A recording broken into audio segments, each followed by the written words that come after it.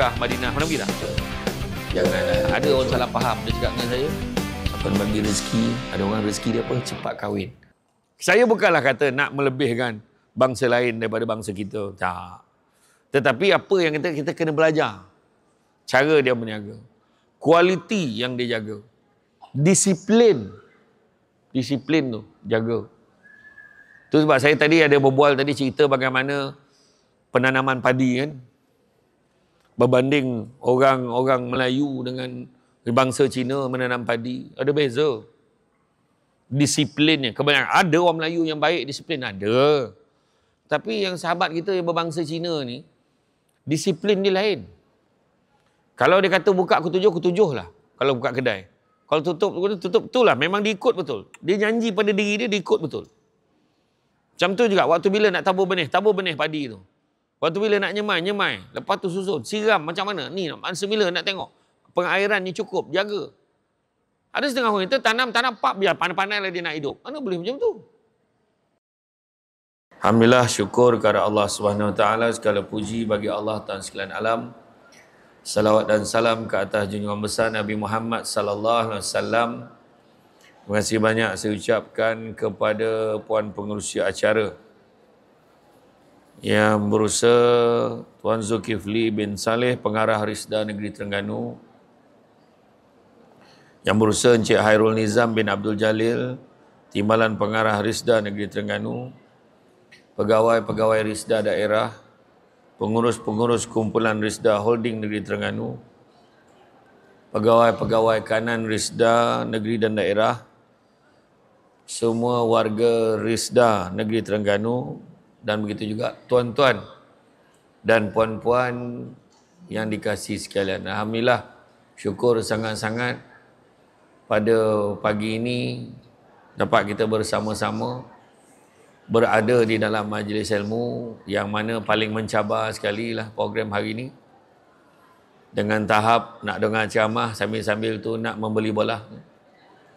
Memang susah kan. Tapi itulah cabaran dia kan.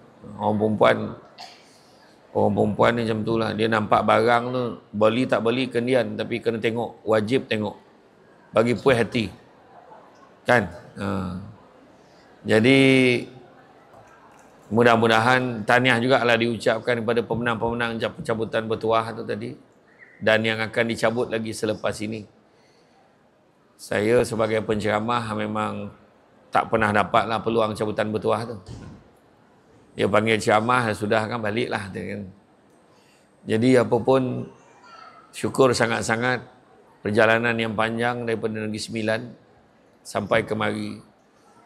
Dan alhamdulillah, cantik tempat ni. Cantik tempat ni. Saya rasa tempat baru kot. Alhamdulillah. Dapat kita berseminar pada hari ini.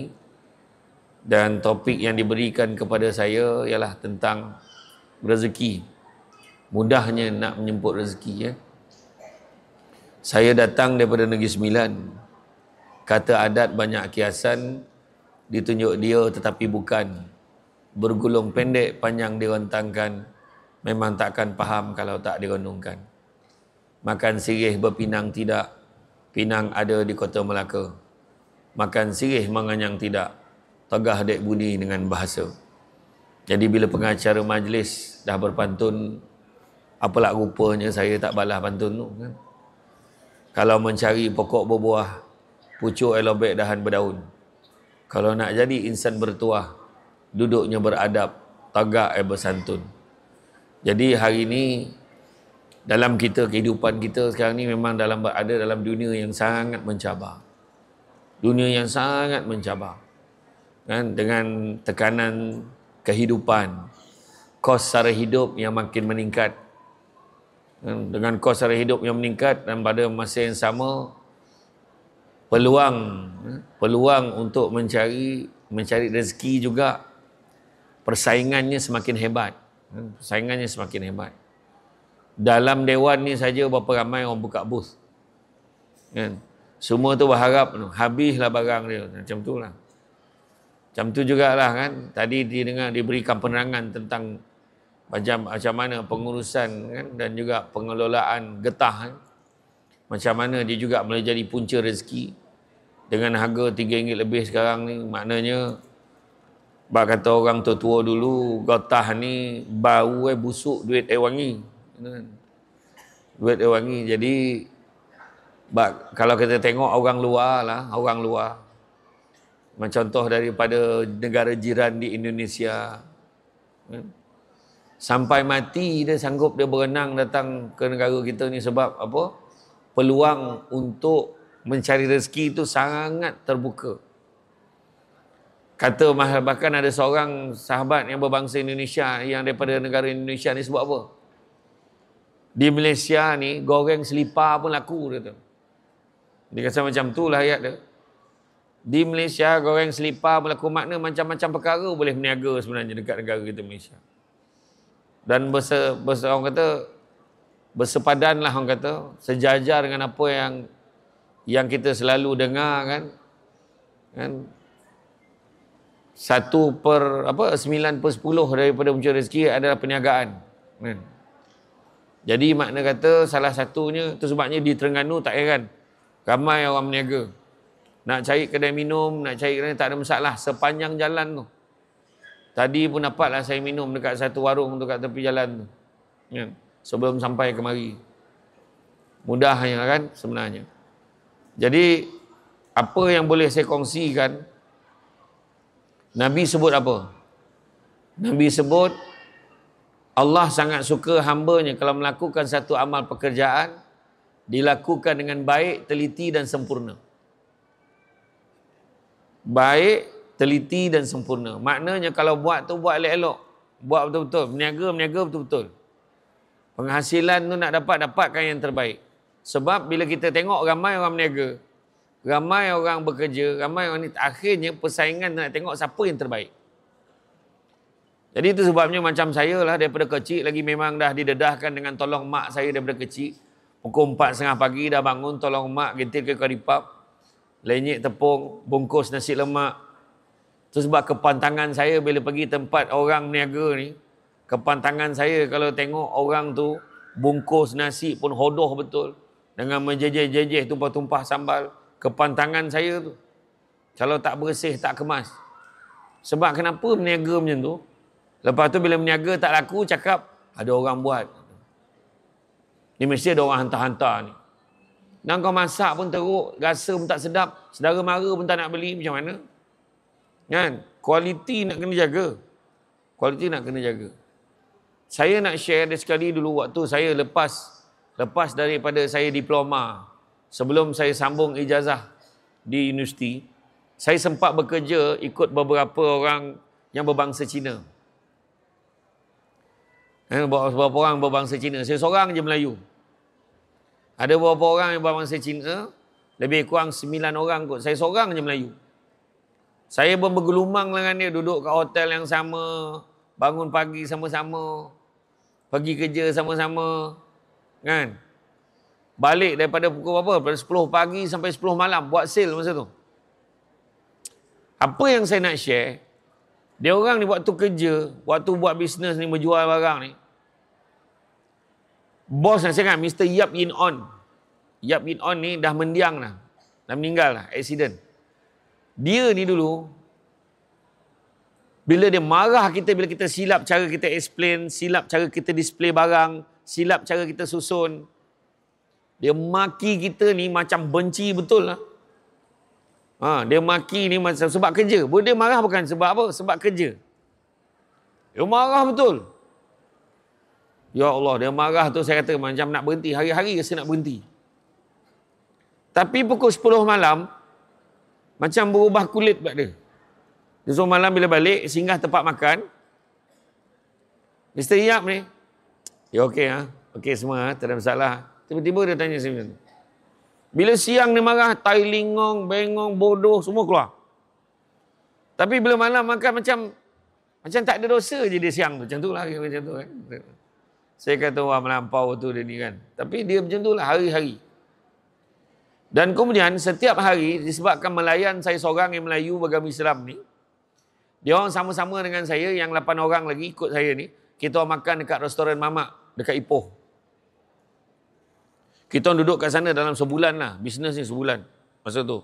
Dia buka dia daripada negeri-negeri pergi kan. Saya setiap malam bila makan kat kedai mamak, lepas minggu, 2 minggu kan, yang kawan-kawan yang Cina ni komplain. Oh ya, tak boleh tahan oh. Hari-hari makan kari tak boleh tahan oh. Dia kata. Sebab dia mau makan, dia nak makan apa? Dia nak makan bab satu. Tahu bab satu? Babi lah kau tak faham. Dia nak makan bab satu, dia kata. Saya pun makin lama rasa bersalah. Saya rasa bersalah sebab disebabkan saya seorang, dia orang semua ikut saya. Tapi tak apalah, saya kata tak apa, malam ni saya bungkus makanan saya kata. Saya bungkus makanan, kita pergi makan dekat restoran Cina yang nak makan tu. So malam tu pergi kat restoran Cina, nak beritahu tuan-tuan dan puan-puan sekalian, Cina ni rupanya setiap malam kalau makan, macam kenduri. Makan busat kan. Penuh lauk. Ya Allah, saya kata. Saya bungkus lah nasi. Daripada restoran mamak tadi, bungkus. Makan dekat situ, buka makan. Makan dalam polistirennya. Yang dia makan, bila dia makan kan, macam-macam lauk, termasuklah bau dia sedap betul. Saya geram je, rasa macam nak ambil je. Ada satu tu saya nampak macam sotong masak kicap. Saya kata, tu sotong Bukan, itu bukan sotong. Itu lompat, sawah punya lompat. Katak sawah rupanya. Ya Allah, saya kata, kembang tekak terus benda tu. Lepas tu dia minum macam-macam air lah, dia minum. Saya order air apa tau? Saya minta lah order dekat kedai tu, saya minta Milo Ice masa tu lah. Saya minta Milo Ice. Tahu tak apa masalah Milo Ice dia bagi kat saya? Itu saya minum. Saya rasa Milo Ice ni bukan Milo Ice, tapi saya rasa dia chocolate ice. Faham tak maksud saya? Maksudnya apa? Pekat betul. Memang sedap betul. Makna saya gantang Milo letak janganlah macam tu lah kan. Jadi memang sedap betul. Saya pun tanyalah. Weh, you sampai macam ni punya pekat Milo, tak rugi ke? Soalan saya, tak rugi ke? Inilah ayat yang saya dapat belajar lah daripada sahabat kita berbangsa Cina. Dia kata apa? Kita mesti kasih kau-kau punya Milo. Sebab apa? Hari ni kita rugi, tak apa, besok boleh untung. Hari ni untung, esok rugi. Tak apa, nanti rugi kita boleh untung balik. Tapi sekali kita punya customer lari sampai bila-bila pun dia tak datang lagi. Faham tak maksudnya? Maksudnya kualiti. Kualiti kena jaga. Saya tengok orang berniaga baru-baru ni, tim saya dia beli satu kerepek. Sedap betul kerepek tu, tak berhenti saya makan. Kerepek apa tu? Kerepek kulit ikan patin. Kulit ikan patin buat kerepek, boleh jadi sedap macam tu. Bayangkan. Kan? Rezeki Allah bagi kat kita ni macam-macam benda boleh jual. Dekat depan sekolah, cuba tengok depan sekolah yang berniaga pakai food truck, pakai apa semua, tengok. Kadang bonet kereta je buka. Kulit ayam pun dijual ni. Kulit ayam letak dalam cawan, itulah makanan yang paling bermasalah pada kesihatan budak-budak. Tapi itulah yang dijual. Nak tunjuk macam-macam boleh berniaga. Kan? Bayangkan makna kata, nak berniaga, boleh berniaga, tak ada masalah. Tak ada sebab kita ni tak boleh mencari rezeki dalam negara kita ni. Kan? Tak ada sebab. Tu sebabnya, mencari rezeki ni sebenarnya, apa? Tak apa-apa clear. Lah.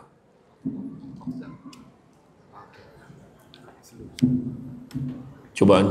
Oh, lagi kuat rupanya. Kena mula balik semula ke? Oh, tak payahlah. Jadi, itu sebab saya tengok kan, peluang untuk kita berniaga ni besar dalam negara kita. Cuma, memang betul. Cuba tengok masuk PKP tu. Tiba-tiba PKP, pening kepala. Ramai orang hilang sumber pendapatan. Kecuali pegawai-pegawai Risda.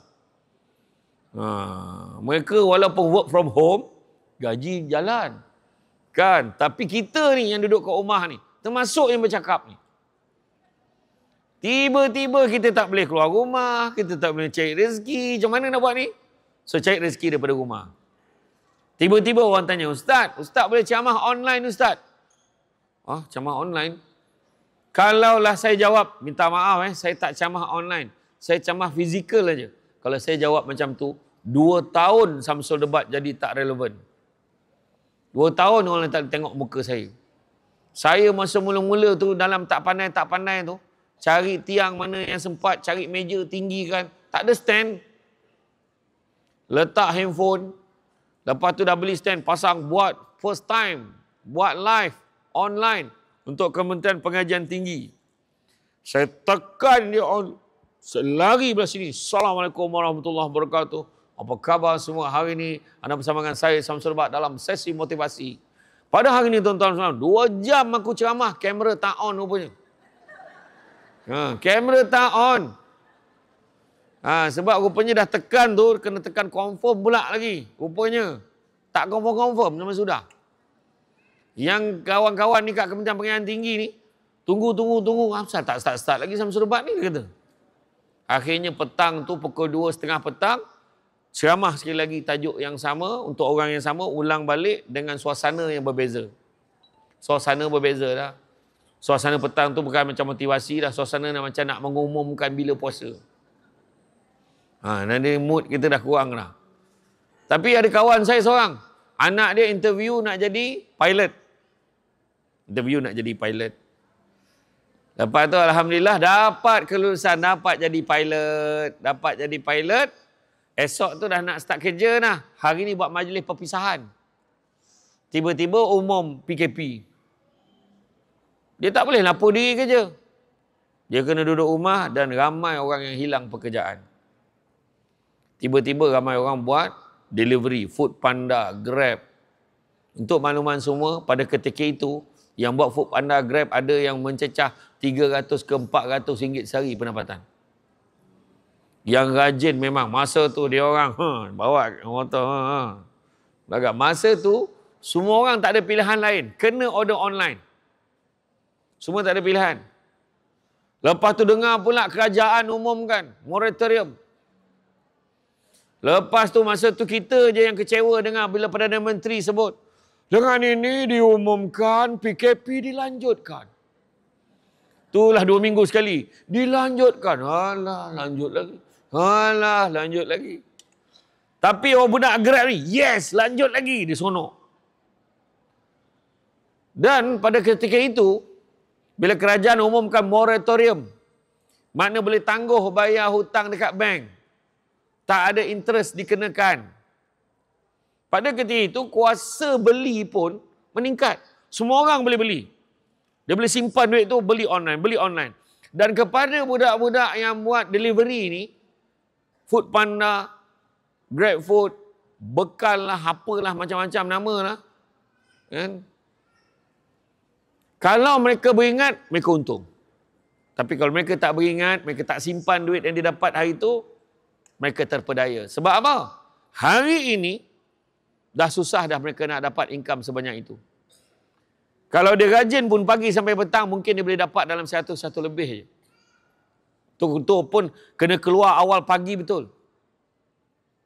Tapi, kebanyakannya dapat dalam 40 ke 60. Untuk BBNU, budak-budak baru nak up, mungkin pada dia 40-60 ringgit memadai. Tapi pada orang yang dah berkeluarga, tak. Sebab market dah tak sama, orang dah mula dah secara fizikal. Dan kemudian, yang masalahnya ramai yang buat delivery daripada kawasan kampung, semua pergi ke bandar dah sekarang. Sebab dekat bandar lebih banyak. Dan bila dah ramai sangat pergi ke bandar, banyak sahabat-sahabat saya yang buat delivery ni, dia kata ada jadual dah. Seminggu boleh hantar berapa hari je. Itu cabaran pada hari ini. Macam tu juga orang yang nak berniaga. Nak berniaga macam mana pun kita kena ada ilmu. Itu sebab didedahkan. Hari ni ada penerangan macam-macam. Saya je share tentang macam mana nak mudahnya nak menjemput rezeki. Sebenarnya memang kena ada ilmu. Tidak, kita kena belajar. Kena belajar. Nak berjaya dalam hidup ni tuan-tuan dan puan sekalian, yang pertama, prosesnya panjang. Dia bukan tiba-tiba. Saya yakin ramai yang dalam ni dah melalui proses yang sangat panjang untuk sampai ke tahap hari ni. Prosesnya panjang. Yang kedua, memerlukan kepada komitmen. Semua orang kena buat sesuatu. Dia tak boleh tunggu, tak boleh. Komitmen kena ada. Usahanya kena ada. Strateginya kena ada. Itu komitmen. Ketiga, kena ada fokus dengan apa yang kita buat. Tak boleh ni, kadang-kadang dia tak nak fokus. Oh, saya ada banyak benda lain nak buat. Jadi apa yang dia buat macam getah tadi, dah ada tanah, dah ada pokok-pokok, dah tersedia dah. Dia pergi sub bagi kat orang lain buat untuk dia. So, sampai bila pula nak senang? Saya cerita, waktu saya jadi pengarah undang-undang dulu, I'm a legal advisor previously, for your information. Oh, cakap orang putih aku. Masa saya jadi pengarah undang-undang dulu, kita ada beberapa program, kita rampas balik gerai-gerai majlis ni. Dapat gerai majlis, bayangkan gerai nak meniaga, 10 lot gerai, keluasannya 20 kali 20 gerai. You fikir? Dahlah gerai tu 20 kali 20, ada pula posh 20 kali 20 lagi untuk letak meja kursi untuk bagi orang makan. Bagus tak bagus? Sewa RM120 sebulan. RM120 sebulan. RM120, dia boleh sewa pula, sub sewa kat orang RM600. RM800 sebulan. Itu sebabnya. Perangai ni. Siapa yang sewa? Indon, Minang, daripada luar negara. Bang Ila, Bangla. Sewa. Heran tak heran, Bangladesh buka kedai tom yum hari ni. Macam mana kita nak ke depan lagi dengan tahap kita bagi 120 tu supaya modalnya rendah, kamu meniaga, kamu dapat lebih daripada tu. Ini nak senang. 600. Tengok bazar Ramadan di Kuala Lumpur. Sewa sampai 20,000 sebulan macam mana? Dia sub sewa kat orang 20,000. Tu saya kata, peluang dah ada tapi kita tak ambil betul-betul. Tu kata tadi. Kan? 20 kali 20 siap dengan ni. Macam tu juga ada projek LA21. Kita buat projek masa tu nak bantu ibu-ibu tunggal. Sebab ramai betul ibu-ibu tunggal. Dah lah tunggal muda pula. Lawa. Kan? Dia dah lah muda. Anak kecil-kecil menyusu lagi. Nyusu badan. Jadi tak boleh nak keluar rumah. Jadi apa yang kita buat? Kita buat satu projek bantu. Apa kita bantu? Kita hantar polybag baja tu. Polybag baja tu kita bagi 200 pack kita bagi. 200 pack kita bagi, kerjanya siram aja hari-hari. Kerjamu siram aja. Macam tu. Siram. Tumbuh aja tunas dia tu. Naik aja. Kita beli balik dekat dia RM10 satu polybag. Senang ke tak senang? Siram aja. Kau jaga anak kat rumah. Tak payah keluar mana-mana. Kita ambil 200 polybag ni. Bayangkan kalau RM10 satu jadi berapa? Jadi berapa? RM2,000. Tapi tahu tak apa jawab ibu tunggal ni? Susahlah bos, bagi duit senang. Dia tak nak. Ini saya cerita mentaliti. Saya berceramah dulu. Kan dulu ada bantuan daripada pejabat daerah, majlis daerah, bagi bantuan ikasih, bantuan kemiskinan luar bandar dengan kemiskinan bandar. Jadi ada satu, jadi kerajaan ambil pendekatan tak nak bagi ni tapi nak bagi pancing. Tak nak bagi ikan tapi nak bagi pancing. Jadi dia tanya, yang seorang ni apa? Ni cerita betul ni. Saya ceramah dekat grup ni. Dekat Pangkor. Di Pulau Pangkor. Untuk 50 orang. 50 orang. Kemudian ada lagi 25 orang budak dekat bilik lain. Budak-budak ni anak kepada orang yang 50 orang ni. Mana anaknya kita bagi motivasi suruh belajar.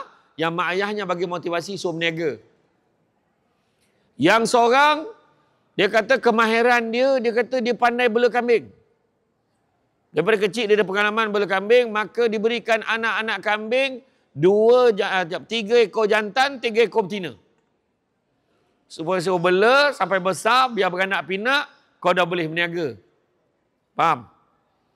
Yang seorang pula dia kata dia dah biasa bela ikan semilang. Orang Negeri Sembilan, ikan keli pun disebut ikan semilang. Sebenarnya ikan keli. Tapi dia pakai ikan semilang.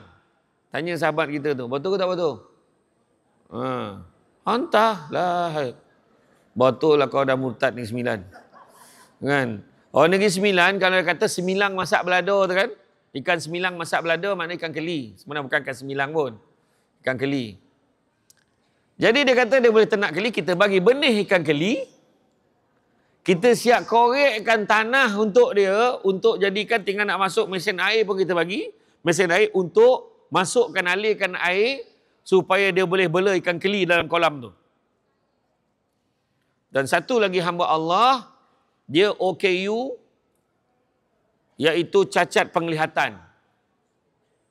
Dia pula dihantar berkursus refleksologi. Ini urat apa, urut macam mana, ni apa semua macam ni, dah pandai semua. Kita kerajaan masa tu ubah suai satu bilik, buatkan satu bilik untuk dia gunakan untuk urut pesakit-pesakit, untuk apa ni? Untuk inilah, untuk pesakit yang nak berurut dekat rumah dia. Untuk pelanggan. Lepas dah bagi tu, maknanya bagi duit sikit dan bagi apa yang tadi tu. Itu 3 orang di antaranya, testimoni ni nak beritahu kat semua. Selepas 3 bulan, pegawai daripada pejabat daerah pergi pantau balik tengok apa perkembangannya. Yang pertama, yang bela kambing tadi. Alhamdulillah, selepas 3 bulan, habis 6 ekor kambing tu dijualnya.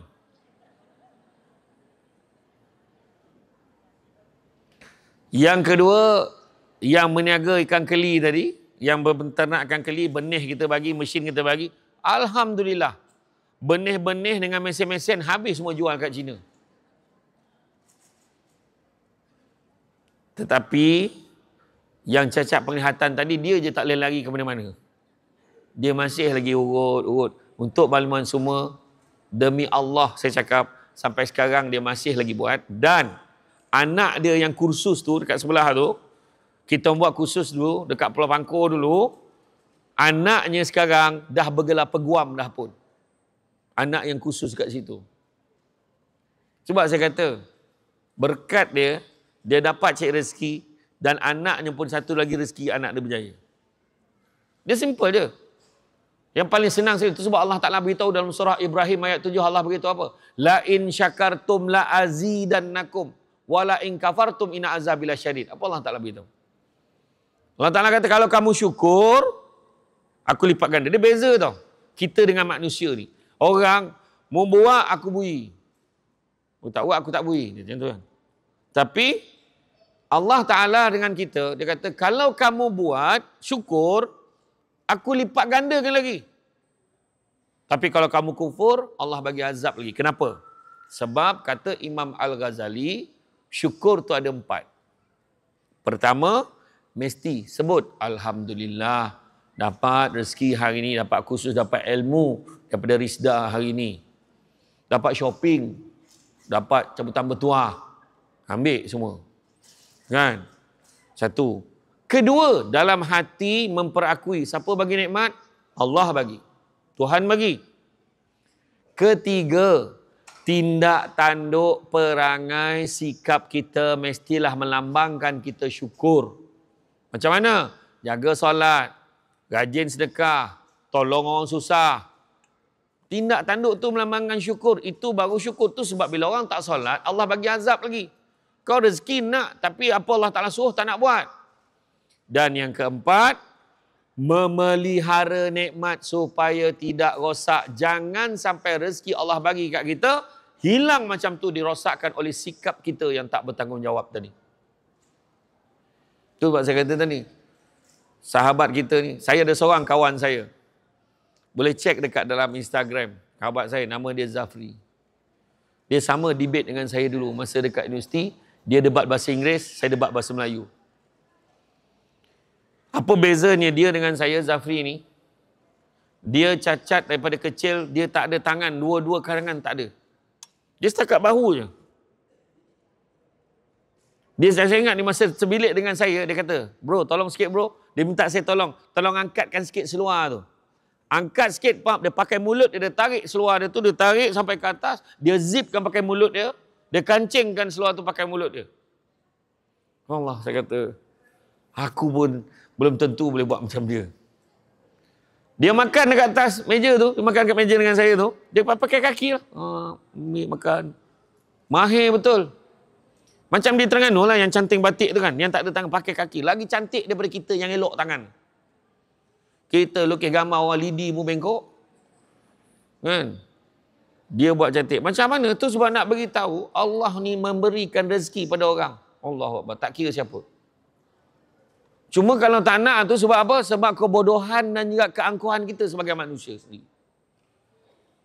Itu sebabnya jawatan khalifah ni, Allah pernah nak bagi gunung ganang, pernah nak bagi pada langit, semua tak nak.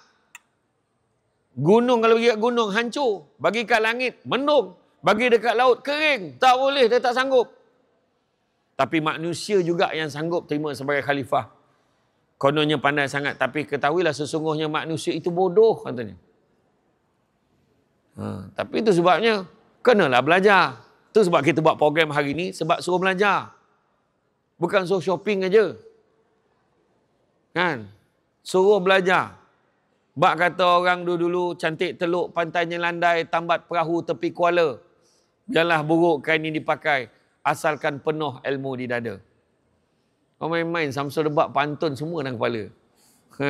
Betul. Itu sebabnya kita ni nak bagi, itu sebab kena belajar. Kena belajar. Ilmu kena belajar. Saya ni kalau boleh nak duduk aja dengar. Tak payah ceramah. Biar orang lain ceramah. Kita sama-sama dengar. Tapi tak jadi ceramah. Orang nak ambil gambar aja. Biarlah aku ceramah dulu. Kan? Betul. Bila kita tengok, kita bilang, oh macam ni rupanya. Dekat Terengganu macam ni rupanya. Oh puas mikir. Macam mana orang tu makan nasi dagang atas tol ni. Aku terbayang tol kat highway tu orang makan dekat tol. Gila betul. Macam mana orang makan kat tol kata. Rupanya tapak tu dulu, tapak tol dulu. Dah tak ada tol tu dah. Dia buat berniaga. Oh patutlah. Tapi tak ada orang boleh lawan kehebatan nasi dagang Terengganu. Kan? Maklum saya, nak cerita dengan semua. Maklum saya, duduk di Setiu 10 tahun. Setiu. Dia meniaga nasi dagang, sek kabu, pak tekai, sek gopa. Kau ingat aku tak tahu? Aku berniaga sama sekali dengan dia. Oh, mari bang, berniaga. Masa dia berniaga dekat 10 tahun dia berniaga, mana boleh jual mahal kat situ? Dekat Pancur Merah, Setiu. 10 tahun. Kan? Masa tu, anak-anak dia semua pekat betul cakap Terengganu. Aduh, banyaknya gajah. Wah, sebenarnya lembu. Gajah apa? Kan? Lepas tu, saya berniaga dengan mak saya, berniaga di Bazar Ramadan. Saya tolong mak saya berniaga kuih, berniaga apa. Saya cakap dengan maklum saya. Maklum, ajak maklum berniaga dekat Bazar Ramadan, dekat Negeri Sembilan. Sebab saya tengok ada satu hamba Allah ni, berniaga nasi kerabu, pakai lori je. Pakai lori barang tu, dia buka kiri kanan, buang kat situ dia berniaga. Pukul 6 dia dah balik. Pukul 4 dia buka lori tu turun, kan berniaga si kabu, si dagang ni. Pukul 6 dah balik. Kita orang ni sampai maghrib tak habis-habis lagi niaga ni. Niaga kuih donat, kuih cakoi, kan? Kuih keria. Ya. Saya genteng ke karipap, orang perempuan ni Rizna ni pun belum tentu boleh lawan saya lah genteng ke karipap macam mana lawa. Nampak aja lelaki ni. Orang perempuan dia misali, lelaki ni misalnya. Tahu. Misalnya macam tu. Jadi, saya cakap maklum datang dekat Seremban maklum, berniaga sini bagus. Tengok orang tu, tak ada orang cabar dia. Bila maklum saya datang, sebelah ni mak saya berniaga kuih, sebelah ni dia berniaga nasi dagang, nasi kerabu. Masa tu tak ramai orang berniaga nasi dagang, nasi kerabu. Masa tu harga nasi dagang, kita jual masa tu baru RM2.5. Dan nasi kerabu RM2.5. Dengan solok ladanya, dengan ulam dekat Negeri Sembilan tak sama. Kat Terengganu, satu beg besar tu baru siap. Dekat sana, RM1 baru dapat seikat. Beza. Tapi, bila jual nasi kerabu tu, kita jual RM2.5. Nasi dagang kita jual RM1, RM1.5. Ya Allah, licin. Yang seronoknya, maklum saya meniaga laju dengan kuih-kuih sebelah tu pun laju. Tak nak menunjukkan peluang tu, nampak peluang berniaga. Makin lama berniaga, akhirnya mak saya pun dah berniaga lauk. Berniaga bazar Ramadan. Tapi makin lama harga barang makin mahal. Mak saya pun dah tak tahan, dia kata tak boleh. Memang dapat banyak. Kerja teruk, dapat banyak tapi harga barang mahal. So kena ubah strategi lain. Tapi disebabkan perniagaan nasi kerabu tu, maklum saya balik semula ke Negeri Sembilan. Duduk di Seremban sampai ke hari ni. Sekarang maklum saya dah relax lah. Kalau dia buat laksam tu, ya Allahu Akbar. Saya cukup suka maklum saya buat laksam tu sebab apa? Laksam yang dia buat tu, laksam tu kemas. Bukannya lodoh, tahu tak, buruk. Ada setengah tempat tu buruk, lembik-lembik macam tak orang kata apa, tak kemas lah. Saya tak boleh tu, saya tak boleh. Dia buat memang kemas, sedap, kuahnya pekat, sambal belacan dah diacukan dengan sambal belacan Negeri Sembilan. Menggeletek-geletek nyawa dek sadap macam itulah. Tu cakap. Tapi itulah dia, maknanya bila peluang sebulan tak kurang 30-35 ribu pendapatan, keuntungan boleh dapat. Ya. Lepas tu dah mulalah susun strategi. Pasar malam. Isnin pasar malam dekat Taman Tunku Jaafar. Selasa pasar malam Taman Tasik Jaya Seremban. Hari Rabu pasar malam dekat Desaru Sikamat. Hari Khamis sampai hari Jumaat berniaga. Seronok. Saya masa tu tolong bungkus. Saya mahir dah bungkus sik kabu, sik dagang sampai sekarang. Skill tu tak hilang lagi. Sebab baru try minggu lepas. Okey. Iya. Tu sebab saya kata, sebenarnya boleh. Contohnya macam mak saya. Mak saya buat sambal crispy mengidap. Asal originnya daripada Felda Bukit Dama, Pahang. Mak teh saya buat. Mak teh saya buat ikan bilis campur kacang, campur bawang goreng je. Punya sedap sambal tu. Tapi tiba-tiba PKP. Mak teh saya susah nak dapatkan bekalan musim PKP. Dia telefon mak saya, suruh mak saya buat. Mak saya cari barang buat, sampai dapat rasa dah lebih kurang sama macam mak teh saya buat, baru jual.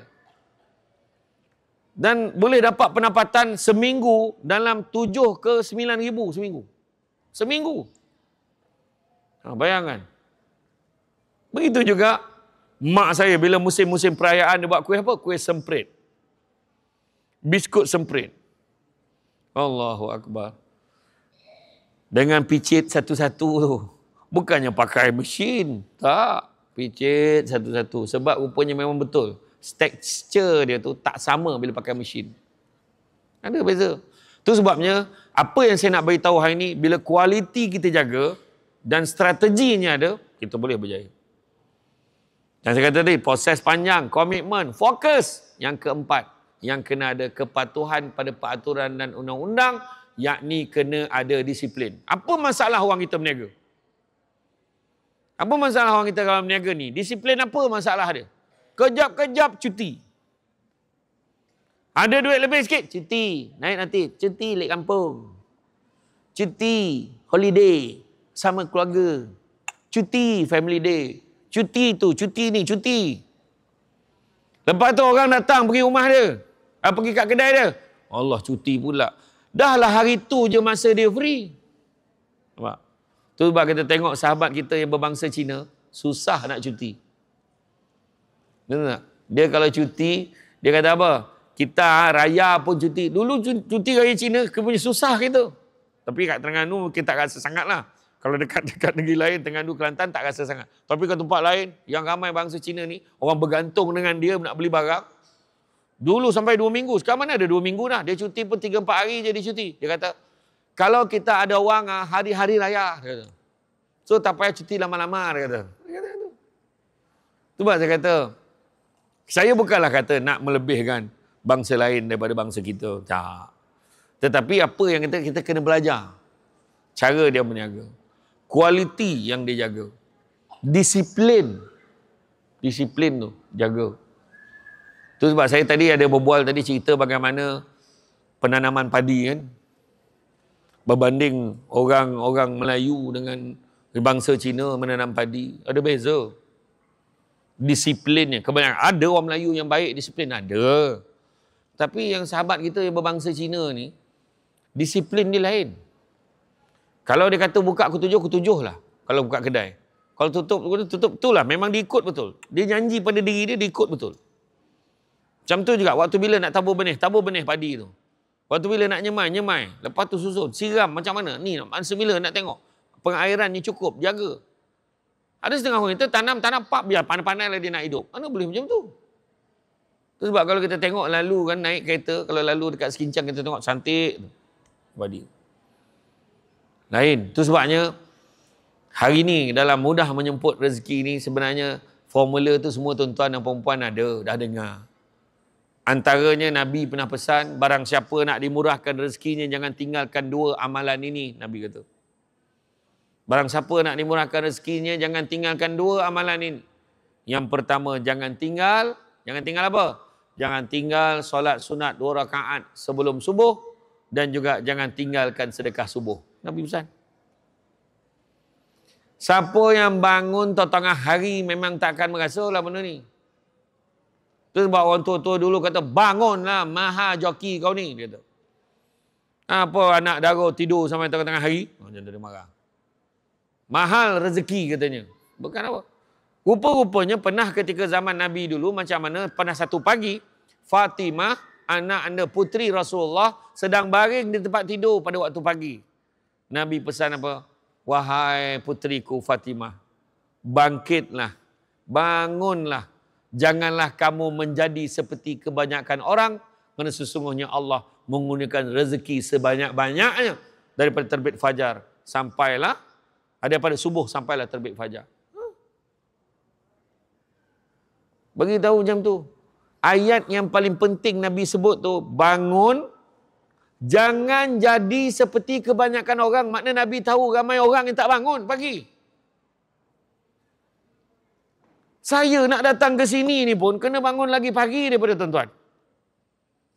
Saya pukul 4.30 pagi tadi dah gerak daripada Seremban. Saya daripada Seremban. Bukannya tidur apa. Geng Rizda tak tanya saya pun nak tidur hotel mana. Tak ada. Tak adalah saja. Dia tanya. Dia tanya. Saya kata tak ya. Sajalah. Itu pun marah. Alah, sabarlah. Saya gerak awal pagi, 4.30 pagi. Alhamdulillah. Sampai perjalanannya pun okey je. Highway yang paling tenang dalam dunia. Highway LPT namanya. Lebuh raya paling tenang, LPT. Memang tak ada apa. Pergi kedai makan pun nampak 2-3 orang je kat kedai makan dekat R&R tu. Bila makan kat situ, macam Samsul Debak, dia kata. Macam aja tapi bukan dia, saya kata kan. Saya pula pakai cap, pakai t-shirt aja kan. Nak ceramah ni boleh pakai ni sikit kan. Tapi memang ya lah. Kan. Terus dia kata kan, kena bangun pagi. Dan begitu juga Nabi pesan, jangan tinggal. Bangun tu jangan tinggal solat sunat 2 rakaat sebelum subuh. Walaupun sembahyang di rumah, buat solat sunat 2 rakaat sebelum sembahyang subuh dan kemudian jangan lupa buat sedekah subuh. Tak susah pun sedekah subuh sekarang ni. Transfer online je. Tengok ambil nombor akaun masjid surau yang berhampiran. Tu ya. Ataupun orang puang boleh buat macam mana? Dia ambil je duit tu masuk dalam bekas tu. Setiap kali subuh masuk. Ni nak sedekah subuh. Ni sedekah subuh. Sedekah subuh. Cukup seminggu. Bagi suami nak pergi sembahyang Jumaat. Ambil. Bang tolong masukkan dalam tabung masjid. Macam tu lah. Suami pun bangga. Pun banyak. Wah duit bini dia. Bukan duit dia. Kan macam tu kan. Iya. Itu antaranya nak menjemput rezeki. Begitu juga Nabi pernah pesan. Nabi pesan apa? Nabi kata, aku berwasiat kepada para sahabat. Apa wasiat dia? Jangan tinggalkan 3 amalan ni selagi kalian masih hidup. Yang pertama, jangan tinggalkan puasa sunat Yaumul Abid. Puasa sunat hari putih pada setiap 13, 14, 15 bulan Islam kecuali hari tasyrik. Pertama. Kedua, jangan tinggal solat sunat duha sekurang-kurangnya 2 rakaat setiap hari. Jangan tinggal. Solat duha. Nak jemput rezeki ni senang aja, cuma bangun sembahyang malam. Macam mana? Dan yang ketiga, jangan tinggal solat sunat witir sekurang-kurangnya 1 rakaat setiap kali sebelum kamu tidur. 3. Nabi wasiat pada para sahabat. Selagi kamu hidup, jangan tinggal amalan ni. Nak murah rezeki, buat. Jadi apakah amalan-amalan yang boleh kita buat untuk menjemput rezeki? Yang pertama, rajinlah bersedekah. Ya. Rasulullah SAW bersabda bahawa sedekah tidak akan mengurangkan rezeki seseorang. Bahkan Allah Subhanahu Wa Taala akan memperbanyakkan rezeki bagi orang yang bersedekah. Takkan berkurangan harta orang yang berinfak, melainkan bertambah, bertambah dan bertambah. 3 kali Nabi ulang. Bila berniaga, sedekah sikit. Niaga, dah las hujung tu. Beli 3 bang, ada lagi tu. Tak apalah, saya bagi 5 hari ni. Oh, macam tu, niaga. Dia bagi 5, tapi kat janda je dia bagi. Masalah juga. Semua ada helah. Kan? Ada udang di sebalik mi. Nampak tak? Ataupun dia bagi yang lawa-lawa, yang mana-mana hak comel-comel tu, yang tu dia bagi. Sedekah. Tak kira bagi sedekah, tak kira siapa. Kan? Sedekah, nampak Allahu Akbar. Nampak orang susah, cepat bagi. Pecah duit, pecah pitih tu sia-sia tu. Singgit. Lepas tu bagi kat orang. Nampak orang datang tak sedekah, bagi RM1. Tak apa RM1 pun. Nabi kata, kan? Sesungguhnya Allah sangat suka hambanya kalau buat satu amal kebajikan walaupun sedikit tapi berterusan. Itu dia. Sedekah, jangan kira-kira. Saya cerita tuan-tuan, saya ni bukanlah kata saya baik sangat. Waktu mula-mula saya baru nak naik jadi penceramah dululah. Saya dulu kerja, sambil-sambil tu ceramah. Ceramah motivasi, ceramah apa orang panggil pergi-pergi. Dulu bayar ikut borang kerajaan tu, kan. Pergilah ceramah. Tak macam mana kumpul-kumpul duit, tak macam mana. Dapatlah rezeki saya pergi masa tu, yang first kali saya dapat pergi umrah.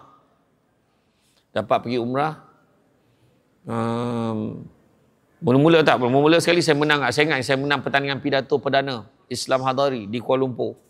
Saya menang masa tu, dapat duit 5,000 dengan tiket umrah. Kebetulan birthday mak saya pun hadiahkan tiket umrah tu dekat mak saya. Duit saya ambil. Tapi tiket umrah tu saya hadiahkan mak saya. Sebab apa duit tu? Duitnya lambat. Menang bukan lama. Nak dapat duit lambat betul. 3-4 bulan pun dapat duit tu. Dapat mock check bukan main besar ni. Juara.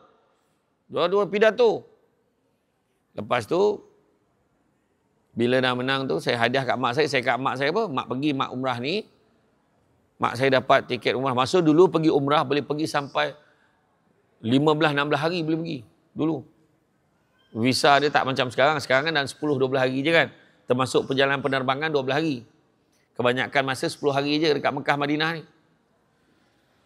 Saya cakap, mak jangan risau, mak pergi je. Saya besok, saya pergi sendiri. Pakai duit saya sendiri. Saya cari duit sendiri. Saya kata itu. Lepas tu, alhamdulillah, 10 tahun lepas tu. Saya menang tu tahun 2006. Saya menang pidato tahun 2006. 2016 saya dapat pergi sendiri. Masa tu baru mula jadi penceramah. Tu cerita tu. Awal-awal jadi penceramah. So 2016 baru-baru orang kenal kita sama sedebat. Kata. Saya dah kumpul-kumpul duit. Kan? Masa tu saya pergi, saya sponsor, saya bayar isteri saya pergi. Dengan mak saya pergi. Saya ingat mak saya pergi, ada adik dia yang sponsor. Mak saya 9 beradik. Dia sponsor semua adik-beradik dia. Saya kata, bolehlah sponsor saya sendiri. Tak boleh, kau pakai duit kau. Dia kata. Saya pakai duit saya dengan isteri saya pakai duit saya. Daripada belanja mak, saya belanja isteri saya. Pergi, sampailah ke sana. Saya ingat lagi dengan mak saya cakap dengan mak saya, tak apalah, nanti nak pergi lagi lah.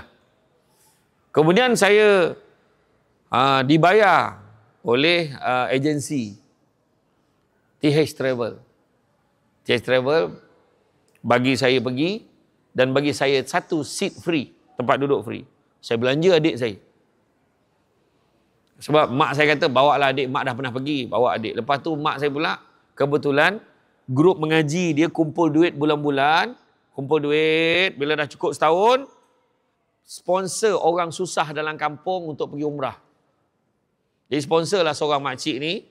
Makcik ni ada makcik dekat kampung mak saya lah, dapat pergi. Sponsor ni, orang bayarkan. Dah mak saya kata, kesian dia pergi seorang-seorang, tak ada orang temankan dia. Maksudnya apa? Maksudnya mak saya pun nak pergi. Jadi saya bayarlah mak saya pergi juga. Jadi mak saya dengan adik saya pergi dengan makcik ni sekali pergi. Makcik ni kerja apa tau? Ni cerita sedekah juga. Makcik ni bekerja menjadi pengasuh budak. Suaminya tak berapa sihat. Dia kata kalau saya pergi umrah, saya takut nanti habislah pendapatan saya 2 minggu saya tak jaga budak. Dia kata.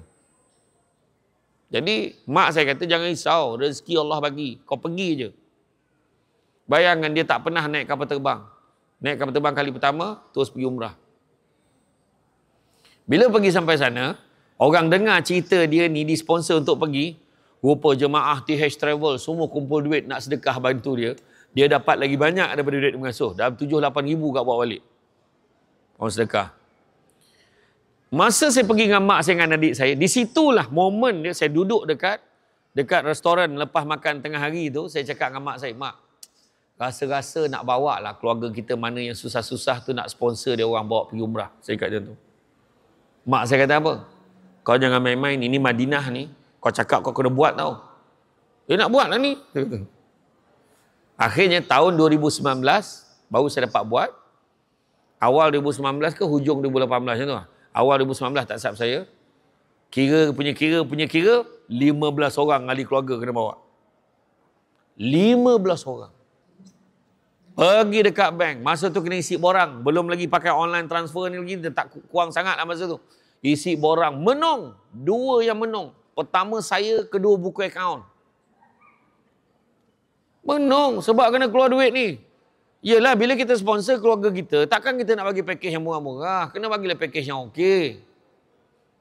9,000 lebih, 9,800 lebih setiap seorang. Jangan dijumlahkan. 9,800 package tu. Ya Allah, hujung tahun. Musim cuti sekolah. Saya ingat bulan 12 kot. Dengar. 9,000 lebih. Menung. Buku akaun pun menung, saya pun menung. Terdengar bisikan kat telinga saya, setan dia bisik. Padan muka kau. Dalam ceramah bukan main lagi kau cakap, sedekah tak pernah mengurangkan harta lah. Sedekah tak pernah miskinkan orang lah. Sekarang kau tengok duit kau tinggal berapa. Terdengar tu. Nak tunjukkan saya ni manusia biasa. Setan kacau saya juga. Tapi masa tu belantak lah, habis-habis lah saya kata. Kan? Sebab ada di kalangan keluarga saya yang pergi tu, dah masuk senarai nama dalam insolvency. Muflis. Kena buat rayuan. Minta clearance sampai insolvency untuk pergi umrah apa semua. 15 orang tuan-tuan. Sampai di KLIA, dah ready nak pergi umrah, pakai ihram masing-masing semua. Masa tu separuh daripada perasaan duit hilang tu tak ada. Separuh dah hilang. Separuh lagi ada. Perasaan duit hilang tu ada lagi. Baru separuh je hilang. Lepas tu saya dengar lega sikit lah. Bila naik flight, 9 jam perjalanan, bila dah landing, saya nampak air mata menitis pada wajah masing-masing tu. Masa tu lah, perasaan duit hilang tu tak ada, saya dah tak kisah dah. Sebab saya nampak kegembiraan mereka sampai. Allahu Akbar. Saya cakap terang, perasaan tu tak dapat saya nak gambarkan. Tapi 2-3 hari lepas tu, ada lawatan ziarah ke Taif, kena bayar 160 rial lagi seorang, itu berdarah balik tuan-tuan. Sebab saya juga yang kena bayar. Bila saya tanya dia orang, tak apalah, lain kali aje lah, tak apalah, next time kot. Sebab nak keluar duit, dia orang tak ada duit. Saya bayarkan untuk mereka. Tapi tak apalah, saya bayar je lah. Demi Allah tuan-tuan, saya cakap, sekembalinya balik ke negara Malaysia, tak sampai 3 bulan, Allah ganti balik duit saya. Saya pun tak tahu macam mana. Saya ceramah macam biasa je. Hai, dah ada. Allah ganti balik. Nak beritahu dekat semua. Masa tu tak adalah dalam hati, mujur balik modal. Tak. Masa tu saya cakap dalam hati saya, ya Allah, siapa pula aku nak tolong lepas ni ya Allah. Tolong jangan angkat tangan. Macam tu. Jadi lepas pada tu, itu tahun 2019. Kemudian selang beberapa tahun, tahun lepas 2023, bulan Februari, saya bawa 43 orang lagi ahli keluarga saya pergi. Betul tuan-tuan. Percaya cakap saya. Ada satu hamba Allah, perempuan, berniaga. Dia datang rumah anak yatim di Ampangan, di Seremban. Dia pergi rumah anak yatim, Assalamualaikum, saya nak sedekah ni. Ini ustazah yang jaga budak-budak anak yatim ni, yang cerita balik kat saya. Ustazah, saya nak sedekah ni untuk anak yatim. Yalah, dia pun bagi envelope. Ustazah ni tengok dalam tu, tahu berapa ringgit? RM20. Ustazah ni kata, ingat, dia terdetik dalam hati dia, ingatkan banyak sangat lah nak bagi beria datang. 2 minggu selepas tu dia datang lagi. Ustazah nak bagi sedekah, berapa pula? RM50 dia bagi. Bulan depan, dia datang lagi, bagi RM100. Kemudian dia bagi, bulan depan tu, dia bagi RM500. Sampai sekarang tuan-tuan, tak kurang RM1,000 dia bagi rumah anak yatim tu setiap bulan. Bila tanya balik rupanya, dia berniaga kecil-kecilan. Dan sekarang perniagaan dia dah berkembang maju, dia meniaga stall, dia buat macam meniaga kuih-muih, nasi lemak macam tu lah. Rupa-rupanya rezeki dia sekarang dah buka kedai. Tu buat saya kata, makna kata kena yakin. Takkan Nabi tipu kita. Takkanlah Nabi tipu kita ya. Yang menipu tu kita. Nabi tak tipu. Nabi kata takkan berkurangan rezeki orang yang bersedekah, tetapi bertambah dan bertambah. Tu pertama, rajin sedekah. Nampak Samsul Debat sedekah, nak ambil lah ustaz, duit minyak, sedekah, contoh. Kan, mana tahu. saya yang biasa ceramah yang ngulu-ngulu ni siapa tu? Kalau orang Singapura. Orang Singapura memang tak kerja lain. Kata. Betul. Kan? Tak adalah, saya tak apa. Jangan. Saja je cakap tadi. Tapi kalau ambil gambar tegak RM100. Gambar melintang RM50. Tak adalah. Mana ada. Yang kedua, nak menjemput rezeki macam mana? Istighfar. Banyak-banyak. Kan? Allah SWT menyukai hamba-Nya yang selalu bertaubat dan memohon ampun dengan bertaubat. Dan memohon ampun istighfar ini, ia akan dapat membuka halangan rezeki disebabkan oleh banyaknya dosa. Nampak? Kenapa kita susah nak dapat rezeki? Sebab dosa banyak. Habis tu ustaz, orang tu dah lah tak semayang. Apa pun tak buat, zakat tak bayar. Tapi main nombor ekor manyang kena je. Banyak pula duit itu. Tuan-tuan, takutlah akan istidraj. Kan? Kadang-kadang Allah bagi murahkan rezeki dia sebab apa? Supaya dia terus jauh daripada Allah. Tu je. Kita janganlah bandingkan macam tu. Dalam satu hadis Nabi sebut, barang siapa yang mengamalkan istighfar setiap hari, yang pertama akan dilapangkan daripada segala kesempitan, dijauhkan daripada bala dan musibah, dan yang ketiga akan didatangkan rezeki daripada jalan yang tidak disangka-sangka. Macam. Itulah yang kita nak. Istighfar. Astaghfirullah, astaghfirullah, astaghfirullah, astaghfirullah. Nabi ajar apa? Astaghfirullah. Sahabat tanya, kaifan astaghfir ya Rasulullah? Macam mana cara nak istighfar ya Rasulullah? Nabi ajar astaghfirullah. Kalau rajin lagi, astaghfirullahal azim. Rajin lagi, astaghfirullahalazim allazi la ilaha illa wal hayyul qayyum wa atubu ilaih. Rajin lagi, astaghfirullah innallah kana tawwaba. Astaghfirullah innallah kana tawwaba. Syak taubat lagi. Ataupun Allahumma anta rabbi la ilaha illa anta khalaqtani wa ana abduka wa ana ala ahdika wa wa'dika mastata'tu. A'udzubika min syarri ma sana'tu abu laka bi ni'matika alayya wa abu bi dzambi faghfirli fa innahu la yaghfiru dzunuba illa ant. Penghulu segala istighfar. Astaga, Nabi tak ajar. Astaga. Ni tuan-tuan. Kau tengok sinetron Indonesia. Astaga. Waklu. Tak ada ya. Astaghfirullah. Cubanya kalau kita ni bancuh air. Astaghfirullah, astaghfirullah, astaghfirullah, astaghfirullah. Astaghfirullah, astaghfirullah. Bismillahirrahmanirrahim. Astaghfirullah. Contoh, bukan nak minum sangat, nak bagi faham. Faham? Ketiga, banyakkan bersyukur. Allah bagi aku rezeki. Syukur, alhamdulillah. Kan? Rasulullah SAW pernah bersabda, sungguhnya Allah SWT mencintai seorang hamba apabila dia bekerja, dia itqan, makna kerja dengan sempurna dan menyempurnakan pekerjaannya itu. Hadis riwayat Tabrani. Dia itqan dalam menyempurnakan kerja dia, bersungguh-sungguh menyempurnakan kerja dia. Bukannya kerja main-main, janji siap. Okeylah tu, daripada tak ada, tak mau ayat macam tu. Asbol, asal boleh. Tak mau, kena buat bersungguh-sungguh. Keempat, tekun berusaha. Tekun berusaha. Maknanya jangan main-main. Kan?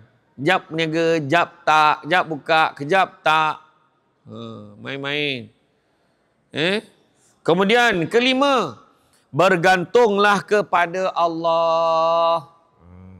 Bergantung pada Allah. Faham tak? Bergantung pada Allah. Ingat tak dalam peristiwa, kalau pergi Taif, ingat tak Imam Ibnu Abbas? Imam Ibnu Abbas, sepupu Nabi. Imam Ibnu Abbas ataupun Abdullah bin Abbas ini adalah merupakan sepupu Nabi yang mana ketika Nabi wafat, usia dia baru 13 tahun. Dan Nabi pernah letakkan tangan dekat dada dia. So kalau kita nak doakan anak kita pun boleh letak kat dada. Allahumma faqihu fiddin wa alimhu ta'wil. Doa macam tu. Kan, supaya dia baik dalam agamanya dan juga mudah menerima ilmu. Kan? Antara doa Nabi tu, hujung sekali ada satu doa yang sangat menyentuh hati saya. Apa doa dia? Nabi sebut, kalaulah satu dunia ini berhimpun untuk memberikan keberuntungan kepada kamu, nescaya kamu tidak akan mendapatkannya, melainkan sekadar yang Allah sudah tentukan untuk kamu. Dan kalaulah satu dunia ini berhimpun, nak memberikan kemudaratan kepada kamu, nescaya kamu tidak akan mendapatkannya, melainkan sekadar yang Allah dah tentukan untuk kamu. Jangan takut. Buat aja berniaga. Allah, nanti kan berniaga kan takut orang tak beli. Rezeki Allah tentukan. Ada macam tim saya, dia ikut saya berniaga kan. Hui, hari ni ramai orang ni. Mesti ramai yang beli. Seorang pun tak beli hari tu.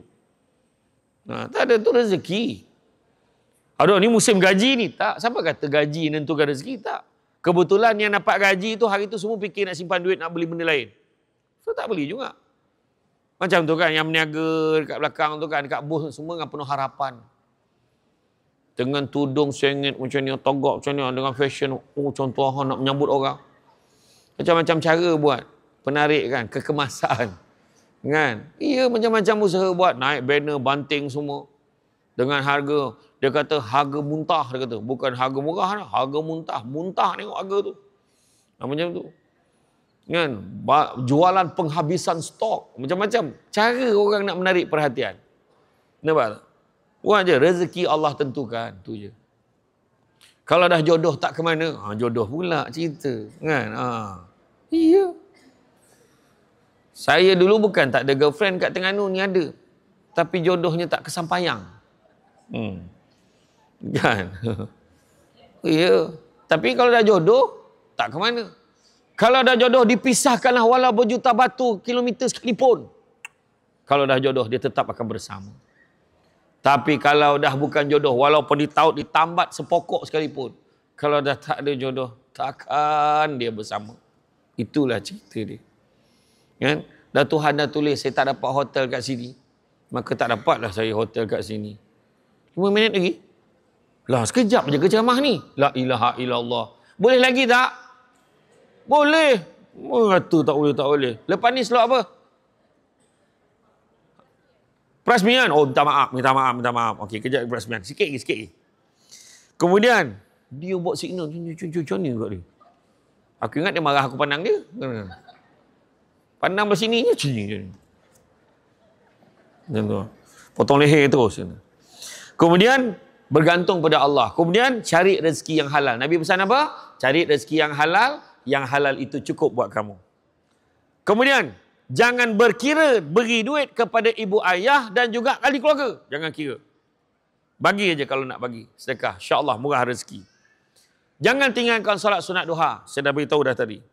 Kemudian, sedekah. Tak kira siapa, bagi. Kemudian, satu lagi. Ni nak pesan juga. Jangan lihat bayar hutang. Kalau Risda bagi pinjaman, ada ke bagi pinjaman tak? Tak ada. Dulu ada. Kalau bagi pinjaman, jangan kita lihat bayar hutang. Sebab hutang ni juga boleh menyebabkan kita berat rezeki. Siapa yang berhutang dengan niat tak nak bayar, akhirat besok akan dihimpunkan bersekali dengan perompak, penyamun, pencuri. Betul? Kenapa aku dihimpunkan di sini, ya Allah? Aku tak pernah merompak mencuri. Engkau minjam dulu, kau tak nak pulang. Apa beza kau dengan pencuri? Ambil barang, tak nak pulang. Sama lah. Macam tu. Berbuat baik dengan makhluk Allah, tak kira siapa. Dengan tumbuh-tumbuhan, siram pokok. Dengan binatang, nampak kucing datang. Datang kucing dekat kaki, jangan disepak. Macam, tuan-tuan, terangkat-angkat kaki perempuan tu. Terangkat, nampak kain dalang. Maknanya kalau nak tolak pun tolak elok-elok. Sebab sebenarnya binatang datang tu ada rezekinya. Sebab dia tak pilih semua orang. Dia tak pilih semua orang tau, dia pilih kita. Kemudian sentiasa berzikir, liman kana arjullaha wal yawmal akhir wa zakarullaha katsira. Siapa nakkan rahmat Allah, nakkan hari akhirat, ingat Allah banyak-banyak zikir. Sentiasa menyenangkan dan memudahkan urusan orang lain. Kemudian solat tahajud. Tinggalkan dosa-dosa. Mana yang dosa selalu buat tu tinggalkanlah. Dosa mengintai nak darah orang. Ngintai. Hongo. Kan? Silap intai, terintai mak dia. Buta terus mata. Jangan. Biasa sangat main nombor ekor. Berhenti. Dosa. Main judi laga ayam. Berhenti. Jangan. Dosa. Begitu juga mengingati Allah banyak-banyak. Dan sikit lagi. Aku risau bila perempuan nak buat conyoh. Aku tak boleh. Dia memang berkira betul. Kalau orang lelaki, tentu kan. 5 perkara kena ada dalam hati. Kita ni cabaran kita besar. Cabaran kita besar. 5 perkara letak dalam hati kita, insya-Allah kita bahagia dunia akhirat. Nak mudah menjemput rezeki. Pertama, sabar. Sabar banyak meniaga. Hari ni meniaga tak ada orang. Esok meniaga tak ada orang. Memanglah meniaga dalam hutan macam mana? Carilah tempat yang strategik sikit. Meniaga tempat yang elok. Ya? Betul? Cari tempat-tempat yang baik meniaga. Tengok spot. Orang kita ni sekarang ni heran betul. Kalau dapat seorang berniaga situ, sepanjang-panjang tu semua berniaga situ. Macam tak ada tempat lain dah. Carilah tempat lain. Nampak? Yang paling best sekali tengok dekat stadium. Time game bola, orang berniaga. Pelik tak dengar dia berniaga? Air burger. Air burger. Tak pernah dengar air burger tu. Rupanya air lain, burger lain. Air burger. Macam tu. Ingat saya. Kan? Sejuk, kering. Burger tu macam batu dah. Licin beli kat orang. Nampak tak? Cari tempat yang strategik. Sabar banyak-banyak. Kedua, belajar bersyukur. Hari ini dapat sikit syukur, dapat banyak lagi kita syukur. Sebab Allah akan gandakan lagi untuk kita. Ketiga, percaya pada hikmah. Aku berniaga ni tak ramai orang, tak apa. Lain kali ramai orang ni, tak apa. Tak apalah, mudah-mudahan murah rezeki. Betul. Tanam tabu di tepi rumah, cabut ubi sampai ke akar. Kalau hidup percaya pada hikmah, selaut garam terasa tawar. Keempat, redha dengan ujian. Tengah-tengah meniaga, hujan, raw. Saya ingat lagi. Dulu kan mana ada macam kemah multi tank tu meniaga. Dulu meniaga pakai payung pasar tani tu. Sekali hujan lebat, botak gula donat tu.